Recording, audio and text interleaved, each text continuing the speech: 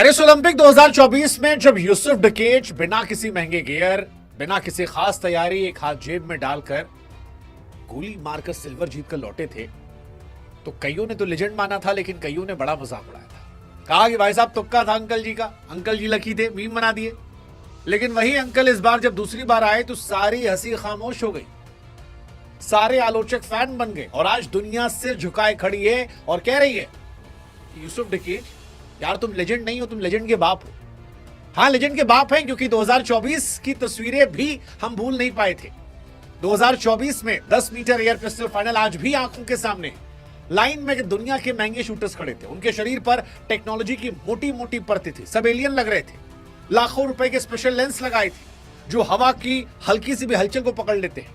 Heart rate stabiliser लगाए थे जो दिल की धड़कन कब स्थिर है, कब ट्रिगर दबाना है, सब मेजर कर रही थी। इलेक्ट्रॉनिक ईयर प्लग थे जो गोली चलने से पहले कान एकदम सुन्न कर देते थे। सेंसर से लैस जूते, यहां तक कि सांस की गति को कंट्रोल करने वाली मशीनें भी, मानो पूरा एलियन बनकर किसी लैब में खड़े थे। लेकिन उन सब के बीच में एक आदमी जो 51 साल का था, बाल हल्के पके थे, टर्की का आदमी, जेब में हाथ डाले, मामूली चश्मा लगाए, हाथ में पुरानी पिस्टल और चेहरा ऐसे जैसे मानो सब्जी लेके अभी गांव से घर लौटा।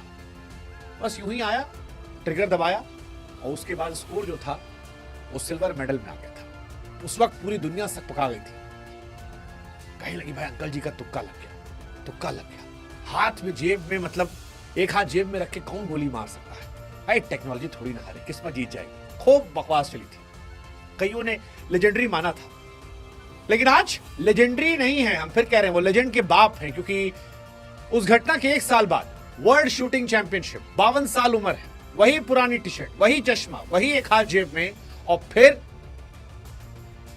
गोल्ड। गोल्ड इस बार, सिल्वर नहीं गोल्ड।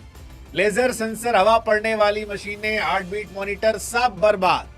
पहला शॉट 10.9, 10.9 फिर 10.9। लोग सर झुकाकर बोले अंकल जी तुसी ग्रेट होया, तुसी लेजेंड के बाप होया। वैसे अंकल जी नहीं है, लौंडो से भी ज्यादा जवान आदमी, कूल आदमी है। इससे कूल आदमी क्या होगा। अच्छा, कईयों ने इसको लेके हवाबाजी बना दी कि भाई साहब ये जो था बचपन में स्नाइपर था, चोरी छिपे मारता था, अंडरवर्ल्ड में था। अरे नहीं भाई साहब, हर कहानी हॉलीवुड की फिल्मों की तरह नहीं होती। ठीक है ये सेना में थे, लेकिन कई सालों से लगे पड़े थे ओलंपिक में, 5 ओलंपिक में हारे थे। तुम लोग जो कहानी बनाए कि कहीं जाकर ये रेत में छिप के गोली मारते थे और उसके बाद वहां निकल के आए और फिर तोपची बन गए, नहीं ये सब नहीं है। ये सब बॉलीवुड का तड़का मसाला है। हमारे यहां बनेगी तो अक्षय कुमार इस तरह बना देंगे, इनके यहां ये नहीं है।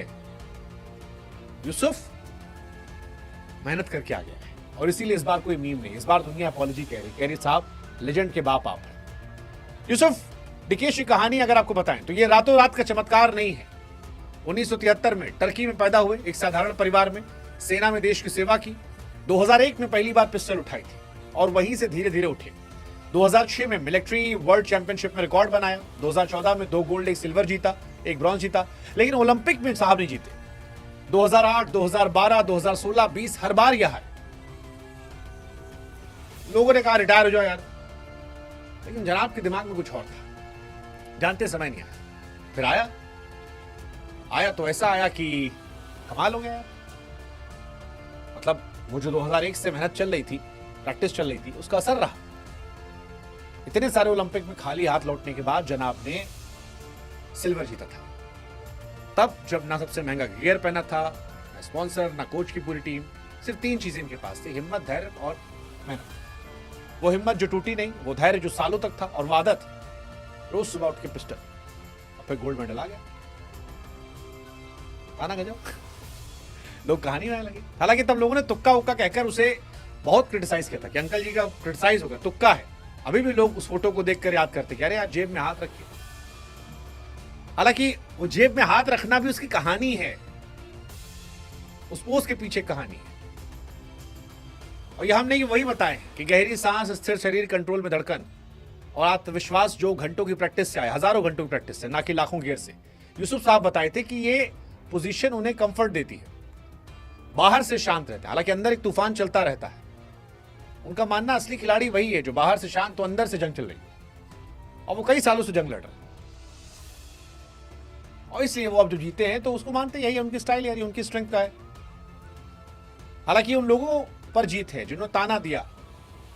अब सवाल है किससे हम और आप क्या सीखेंगे? तो भैया सीखो, यूसुफ साहब ने वही किया जो हमारे अंदर भी, बस हम बहाने में फंस जाते हैं। उनको भी क्या मिला? ना परफेक्ट गियर, ना परफेक्ट माहौल, ना परफेक्ट शरीर, हिम्मत थी परफेक्ट। और हम और आप रोज बहाना ढूंढते, अरे भाई साहब दिक्कत, लैपटॉप नहीं मिला यार हमको, गाने शौक था लेकिन कोई बैकअप नहीं था हमारा, एक्टर तो हम दिलीप कुमार से ही बड़े थे लेकिन बॉलीवुड में बिना उसके ब्रेक नहीं मिलता, क्रिकेट हम तेंदुलकर से अच्छा खेलते थे, पैसा लिए बिना होता नहीं पैसा। 52 साल की उम्र में एक आदमी एक हाथ जेब में डालकर गोल्ड लेकर आ रहा है, उसे कहानी बता रही है बहाना बनाना बंद करो, बंद करो। अगर वो मामूली चश्मा लगाकर उन एलियन जैसे सूट बूट लोगों के बीच में जीत कर आ रहा है तो वो सुपर ह्यूमन नहीं है, फिल्म का हीरो नहीं है, हमारे आप जैसा इंसान।